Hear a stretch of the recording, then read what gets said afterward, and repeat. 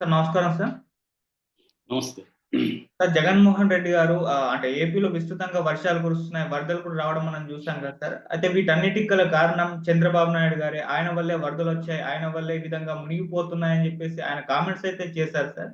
అసలు ఇంకా జగన్మోహన్ రెడ్డి గారు ఏం చెప్పారు? మరి వరదలకు చంద్రబాబు నాయుడు గారు కారణం ఏ విధంగా అవుతారు సార్? ఆయన వ్యాఖ్యలు మీరు ఏ విధంగా చూస్తారు?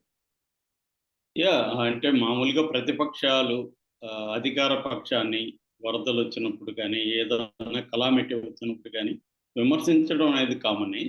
ఇక్కడ కూడా మనం చూస్తున్నాము రేవంత్ రెడ్డి సరిగ్గా స్పందించలేదు. అందుకే ఇంత పెద్దగా నష్టం జరిగిందని ఇక్కడ కూడా బీఆర్ఎసోళ్ళు, బీజేపీవోళ్ళు రేవంత్ రెడ్డిని విమర్శిస్తున్నారు. ఇంకా అక్కడ ప్రధానంగా అక్కడ ప్రతిపక్షం ఆహ్, జగనే కాబట్టి ఎందుకంటే షర్మిల ప్రతిపక్షంలాగా వ్యవహరించట్లేదు మనకు తెలుసు. కాబట్టి ఇంకా అక్కడ జగనే మాట్లాడాలి. సో, నిన్న జగన్ అక్కడ సింగ్ కాలనీ అవన్నీ కూడా పర్యటించాడు. దాదాపు నడుంలోతు నీళ్ళల్లో కూడా కొన్ని చోట్ల నడవాల్సిన పరిస్థితి ఏర్పడింది. సో, ఈ క్రమంలో జగన్ ఆహ్, చెప్పిన 2 వాక్యాలు చెప్పాడు. ఒకటి, ఈ వరదనేది మ్యాన్ మేడ్ ఇదని చెప్పాడు. దీని మీద ఆల్రెడీ ట్రోల్స్ చేస్తున్నారు. అదే టైంలో మనం ఈనాడులో గాని చూస్తే, ఖమ్మంలో కూడా మ్యాన్ మేడ్ అని ఈనాడులో ప్రముఖ హెడ్డింగ్ వచ్చింది. అన్ అంటే ఆహ్, దీంట్లో మ్యాన్ మేడ్ అనే దాంట్లో జగన్ ఉద్దేశ్యం ఏంటి అనుకున్నప్పుడు జగన్ ఏం చెప్పాడంటే 2 రకాల నెగ్లిజెన్స్ చంద్రబాబు వైపు నుంచి జరిగాయని చెప్పాడు. ఒకటి, ఆగస్టు 28వ తేదీ ఐఎండీ ఇండియన్ మెటీరియలాజికల్ డిపార్ట్‌మెంట్ హెచ్చరించింది. దాదాపు 20 సెంటీమీటర్ల కంటే వర్షం కురిసే అవకాశం ఉంది. పైన ఎగువన పడే ఇది కూడా వరదలొచ్చే అవకాశం ఉందని హెచ్చరిస్తే, చంద్రబాబు కనీసం సమీక్ష చేయలేదు దాని గురించి. దాని ముందస్తు జాగ్రత్తలు తీసుకోలేదు. అట్లాగే ప్రజలను అలర్ట్ చేయడం, లోతట్టు ప్రాంతాలు ఎక్కడెక్కడైతే వరదలొచ్చే, మునిగిపోయే అవకాశాలున్నాయి వాళ్ళని అలర్ట్ చేయడం, యంత్రాంగాన్ని అలర్ట్ చేయడం ఇవేవి చంద్రబాబు చేయలేదనేది ఒక ఫస్ట్ విమర్శ. రెండో విమర్శ, చంద్రబాబు కరకట్ట మీదున్న ఉండవల్లిలో కరకట్ట మీదున్న తన ఇంటిని కాపాడుకోవడం కోసం బుడమేరు దగ్గర దాదాపు 11 లాక్స్‌ని ఎత్తేసారు. దానివల్ల ఒక్కసారిగా వరద వచ్చింది. అంటే ఇంటిని కాపాడు కోసం చంద్రబాబే ఈ వరదను క్రియేట్ చేశాడు అనేది రెండవ ఆరోపణ. ఈ 2 ఆరోపణలు ప్రధానంగా చేశాడు. కానీ అది కాపాడుకోలేకపోయాడు. అది కూడా మునిగిపోయింది. కరకట్టలో మనకి మంతెన సత్యనారాయణ ఇంతకుముందు కూడా విమర్శలొచ్చాయి. వరదలొచ్చినప్పుడు ఇవన్నీ పోతాయని అదే జరిగింది. సో, ఖచ్చితంగా వరదల విషయంలో మానవ తప్పిదం అనేది ఖచ్చితంగా ఉంటుంది. ఎందుకంటే ఆహ్, ఎక్కువ వర్షపాతం పడడం ఒక కారణం కావచ్చు. కానీ 98లో కూడా ఇంతకంటే వర్షపాతం ఎక్కువే వచ్చిందని ఇప్పుడు చెప్తున్నారు. రెండోది, లాస్టు 2019లో కూడా 11.35 క్యూసెక్కుల వాటర్ వచ్చింది.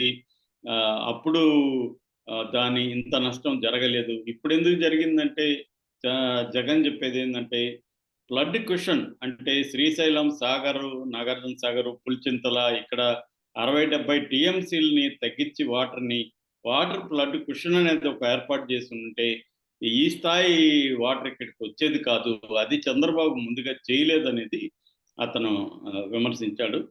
సో, ఏదేమైనా చంద్రబాబు దీనికి సంబంధించి ముందస్తు జాగ్రత్తలు తీసుకోలేదనేది బ్రాడ్‌గా ఫస్ట్ విమర్శ. రెండో విమర్శ, వీళ్ళని ఈ ముంపుకు గురైన వాళ్ళని ఆదుకోవడంలో చంద్రబాబు సరిగ్గా పనిచేయట్లేదనేది. అంటే వ్యవస్థని పనిచేయనీయకుండా అతనే బోట్లలో తిరుగుతూ దాన్ని ఫోకస్ చేసుకొని చంద్రబాబు చూడు ఎంత కష్టపడుతున్నాడో అనేది తీసుకొని చేసుకుంటున్నారు. ప్రమోట్ చేసుకుంటున్నారు తప్ప నిజంగా ప్రజలకి ఆహారం అందించట్లేదు. ఎందుకంటే జగన్‌తోనే అందరూ చెప్తున్నారు. మీడియా ముందే చెప్తున్నారు. మాకు నీళ్లు లేవు సార్, ఆహారం లేదు. మాకు బోట్‌లలో వేరే ప్లేస్‌కి వెళ్ళాలంటే బోట్లు అందించలేదు అనేది చెప్తున్నారు. ఇదైతే కరెక్టే. ఎందుకంటే దాదాపు 3,00,000 మందికి పైగా అఫెక్ట్ అయ్యారు. 3,00,000 మందికి సరిపోయే బోట్లు గావచ్చు, సరిపోయే ఆహారం, నీళ్లు గావచ్చి అందట్లేదు. మనం అనేక వీడియోస్ చూస్తున్నాం.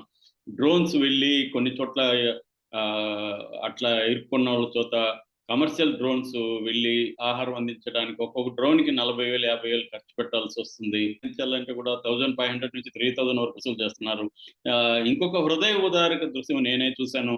అదేందంటే వాళ్ళు మమ్మల్ని కాపాడమని గజయితగాళ్ళని ఎవరన్నా చెప్తే వాళ్ళు మాకు 10,000 నువ్వు ఫోన్‌పే చేస్తే నేను కాపాడుతానన్నాడు. ఫోన్‌పే చేశారు వీళ్ళు. కానీ అతనికి వెళ్ళలేదు. రీచ్ అవ్వలేదు.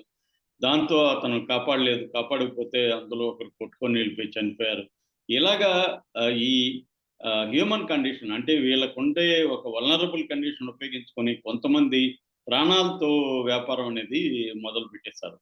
సో దీనికి కారణం ఏంటంటే గవర్నమెంట్ ఫెయిల్యూర్ అనేది ఖచ్చితంగా కనిపిస్తుంది. తగిన బోట్లు అందించలేకపోవడం, వాళ్ళని సహాయక చర్యలు ఇమ్మీడియేట్‌గా తీసుకురాలేకపోవడం ఇవన్నీ కూడా. అందుకని ఈ ఎన్‌డీఆర్‌ఎఫ్ బృందాలు రావడం కూడా లేట్ అయింది. వాళ్ళొచ్చినా కూడా పెద్దగా వాళ్ళేం చేయట్లేదు. ఇక్కడ లోకల్ పరిస్థితులు వాళ్ళకి అర్థమయ్యి వాళ్ళు దిగేసరికి లేట్ అయిపోయిందనేది కూడా చెప్తున్నారు. అంటే ప్రాణ నష్టం అయితే ఎక్కువ జరగలేదు. ఇప్పటివరకు మనకు సమాచారం ప్రకారం ఆంధ్రప్రదేశ్‌లో ఉన్నట్టుగా తెలుస్తుంది. బట్ నానా ఆస్తులు పోయినాయి. పశువులు మొత్తం పోయినాయి. విజయవాడలో ఏ రోడ్డు చూసినా అక్కడ మనకి 5 నుంచి 6, 7 అడుగుల వాటరు ఉంది. సో ఇది ఒకటి బుడమేరుని డీల్ చేయడంలో ఒక ప్రాబ్లము. ఎగువ నుంచి వచ్చే వాటర్‌ని కంట్రోల్ చేయడం అంటే ఫ్లడ్ కుషన్ ఏర్పాటు చేయడంలో ఒక ప్రాబ్లమ్ ఇవన్నీ కనబడతది. వర్షం ఖచ్చితంగా అయితే పెరిగింది. గతం కంటే వర్షపాతం అయితే పెరిగింది. బట్ ఇది రావడానికి కారణం ప్రధానంగా మున్నేరు వరద. ఎగువన మున్నేరు వరద, పులిచింతల ఇక్కడ నుంచి అంతా కూడా వాటర్ రావడం. దాన్ని డీల్ చేయడంలో ఇదైతే కనిపిస్తుంది. ఇప్పుడు వైసీపీ వాళ్ళేమో వాలంటీర్లు సచివాలయ వ్యవస్థ కరెక్ట్‌గా ఉనుంటే వీళ్ళందరికి కూడా ఆహార పొట్లాలు కావచ్చు, మందులు కావచ్చు, వాటర్ కావచ్చు అందించడానికి ఆ వ్యవస్థ ఈజీగా ఉండేది. ఎందుకంటే ఆల్రెడీ ఒక ర్యాపో ఉంటది కాబట్టి వాళ్ళు చేసుంటారు. చంద్రబాబు ఆ వ్యవస్థల్ని నీరుగార్చడం అనేది కూడా వైసీపీ వాళ్ళు విమర్శిస్తున్నారు. ఇటుపక్క తెలుగుదేశం మీడియా కావచ్చు, తెలుగుదేశం నాయకులేమో జగన్ ఈవెన్ చంద్రబాబు కూడా జగన్ 5 ఏళ్లుగా వాటర్ వ్యవస్థ నిర్వీర్యం చేశాడు. అందుకే ఈ వరదలని వాళ్ళు ఆరోపిస్తున్నాడు.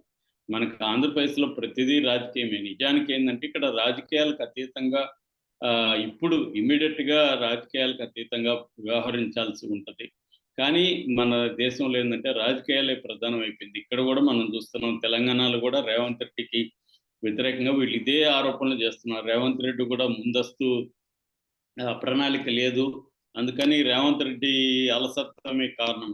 గవర్నెన్స్ అనేది యాక్టివ్‌గా లేదనేది కూడా వాస్తవమే. ప్రతిపక్షాలు చేసే దాంట్లో వాస్తవం ఉంది. కానీ ఇప్పటికిప్పుడు దాన్ని చెప్పడం వల్ల ఉపయోగం లేదు.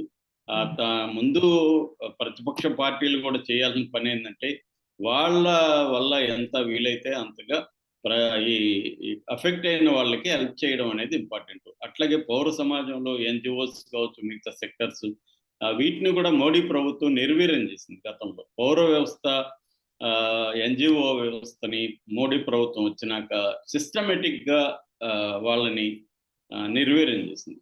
మనకు తెలుసు మన 2009లో అనుకుంటా సునామీ వచ్చినప్పుడు ఎన్‌జీఓలు పెద్ద ఎత్తున వర్క్ చేశారు. దాంట్లో కొన్ని ఎన్‌జీఓలు డబ్బులు దుర్వినియోగం చేసి ఉండొచ్చు. కానీ ప్రజలకైతే దానివల్ల మేలైంది. అట్లాగే అంటే ఈ రకరకాల ప్రజలకి దగ్గరగా ఉండే వ్యవస్థలనేవి ఎప్పుడు కూడా ఇటువంటి కలామిటీస్ వచ్చినప్పుడు పనిచేస్తాయి. ఓన్లీ అధికార యంత్రాంగం మాత్రమే సరిపోదు. ఎందుకంటే అధికార యంత్రాంగం అంత లేదు. వాళ్ళు కూడా ప్రాణాలు తెగించి పోరాలేరు, వెళ్ళలేరు. వాళ్ళని సేవ్ చేసుకునేదానికి చూస్తారు. అందుకని వివిధ పౌర వ్యవస్థలనేవి ఉండాలి ఎప్పుడైనా. ఆ పౌర వ్యవస్థలు ఒక్క రోజులో రావు. అవి over the course of time మనం డెవలప్ చేసుకోవాలి.